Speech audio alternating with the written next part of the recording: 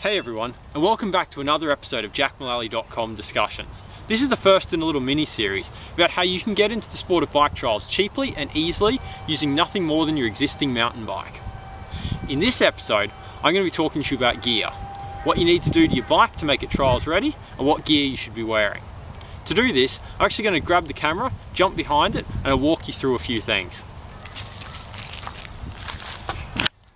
So first up, let's talk bike gear. Here I've got my Salsa 29er mountain bike, and I've also got my trials bike sitting behind it as a bit of an example. So my Salsa's a cross-country bike, and for me, if I was going to pick it up again and ride trials on it, there's a few things that I would need to swap out. The first one that you're going to pick up here, and I've actually already done it, is I've swapped out my normal clip-in pedals for a set of flats. Now, the flats that I've picked up on here, I pinched off my mum's bike, and they're not exactly ideal. So I'll just run over to the trials bike and show you the sort of thing that would be best.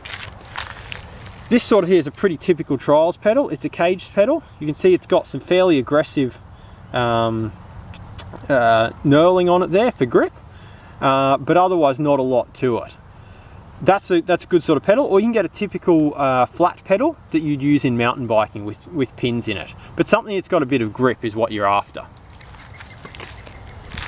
Comparing that to what I've nicked off my mum's bike for demo purposes today is this rubberized pedal. It's probably not going to hold up for ages, but it will do the trick for a bit of demoing.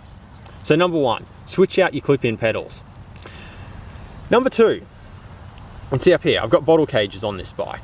Look, you can learn to ride trials with a bottle in there, but if it's full of water and you're bouncing around, odds on it's going to fall out.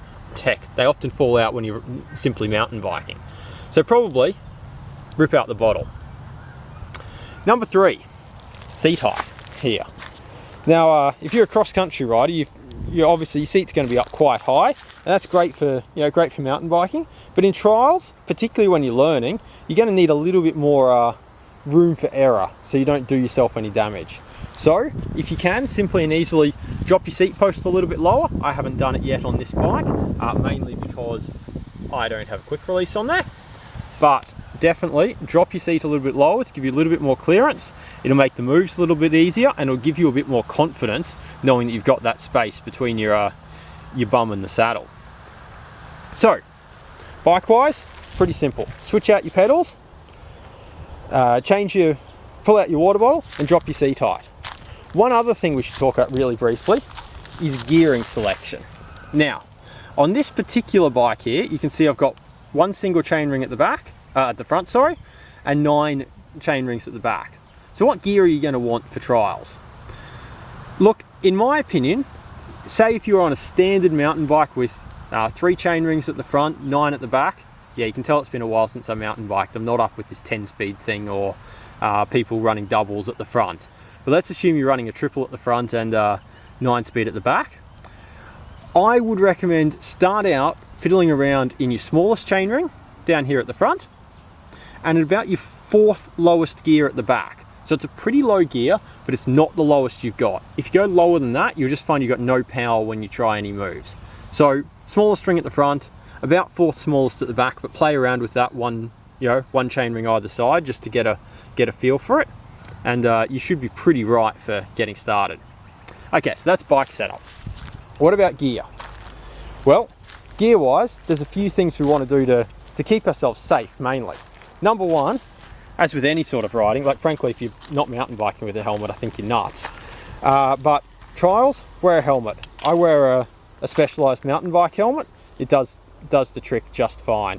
It is probably worthwhile making sure you've got something that gives a fair bit of protection at the back when you're riding trials, because it is possible that you might slip off the bike backwards and whack the back of your head on stuff. So the more protection you can get riding trials, so let's try and balance this down here, the more protection you can get down low in this sort of area is probably a decent safety feature. Next set of gear, we're going down to the lower body. So shoes wise, I these days wear a pair of CrossFit shoes, mainly because they've got a pretty soft sole on them. You can see that I've dug in some holes there, but they give good grip on the pedals. If if you're normally riding around in clip-in shoes and you've got one of those soft-soled clip-in mountain bike shoes, that's a pretty good option. Otherwise, a pair of trainers, a pair of sneakers, a pair of, you know, like 510 downhill mountain biking shoes, all of those things are good, but you want something that's going to grip well onto your pedal there. Next up, we go a little bit further up the leg, shin pads. Now, let's be honest, for trials, particularly when learning, shin pads are a must. You will cut your legs up pretty bad if you don't wear them.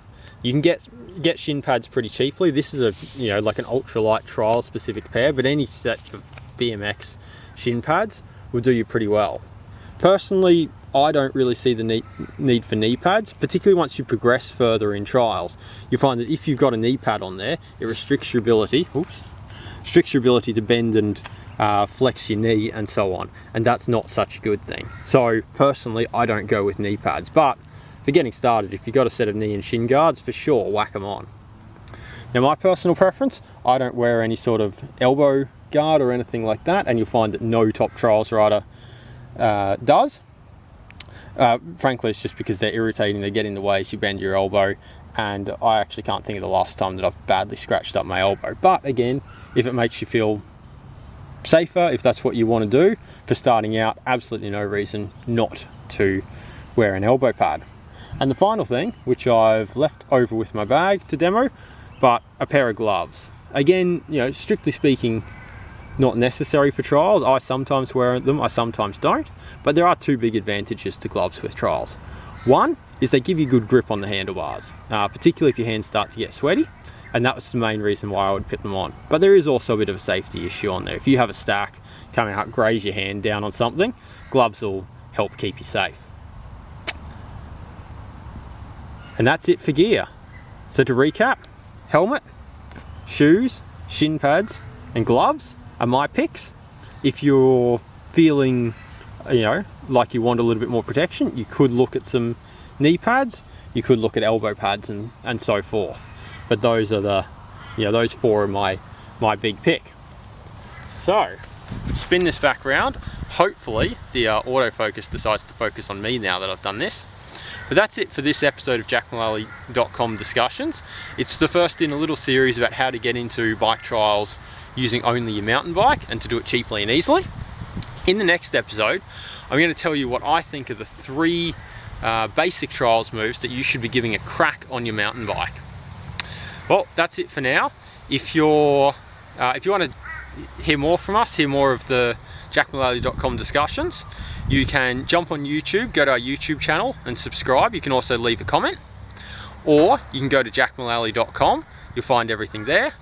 Or we even have a Facebook page now, so you can like us on Facebook, leave comments and so forth. Cool, that's it for now. Thanks for listening, and I'll see you next time. Bye.